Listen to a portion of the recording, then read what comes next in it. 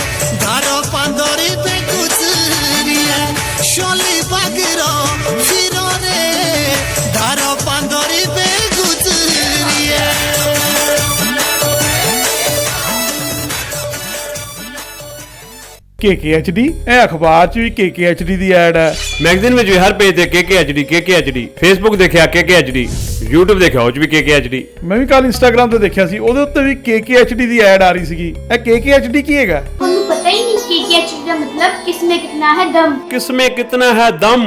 ਦੁਨੀਆ ਦੇ ਸਾਹਮਣੇ ਆਪਣਾ ਟੈਲੈਂਟ ਦਿਖਾਉਣ ਲਈ ਇਹ ਸਭ ਤੋਂ ਵਧੀਆ ਟੈਲੈਂਟ ਸ਼ੋਅ ਹੈ ਤੇ ਸਭ ਤੋਂ ਇੰਟਰਸਟਿੰਗ ਗੱਲ KKHD ਵਾਲੇ ਸਾਨੂੰ ਟ੍ਰੇਨਿੰਗ ਵੀ ਦਿੰਦੇ ਨੇ ਤੇ ਬੱਚਿਆਂ ਨੂੰ ਇੱਕ ਪਲੇਟਫਾਰਮ ਵੀ ਦਿੰਦੇ ਨੇ। ਇਹਨਾਂ ਦਾ ਨੰਬਰ ਕੀ ਹੈ? 9041 733 733 9041 733 733।